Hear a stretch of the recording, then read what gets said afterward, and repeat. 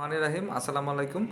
এখন বাংলাদেশের প্রায় প্রতিটা ঘরে একটা কমন সমস্যা, সেটা হচ্ছে ভাইরাল ফিভার। ভাইরাল ফিভারটি গত 1.5 থেকে 2 মাস ধরে বাংলাদেশের প্রায় প্রতিটা ঘরে এবং প্রতিটা মানুষের হচ্ছে।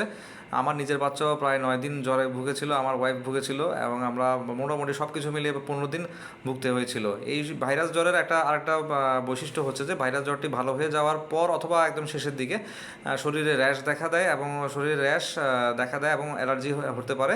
এটা দেখে অনেকে ভয় পেয়ে যান, কিন্তু এটা দেখে ভয় পাওয়ার কিছু নেই। সাথে সাথে আপনারা চর্মরোগের চিকিৎসকের সাথে যোগাযোগ করেন, এবং বাচ্চাকে প্রচুর পরিমাণে পুষ্টিকর খাবার খাওয়ান।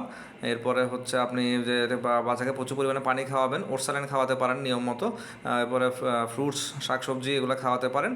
আর যে চুলকানিটার জন্য সেটার জন্য ভয় না পেয়ে এবারে ফার্মেসি থেকে যখন তখন যা খুশি ওষুধ না কিনে আপনারা একজন অবশ্যই চর্মযৌন অ্যালার্জি রোগের ডাক্তারের সাথে দেখা করুন। ভালো থাকবেন সবাই।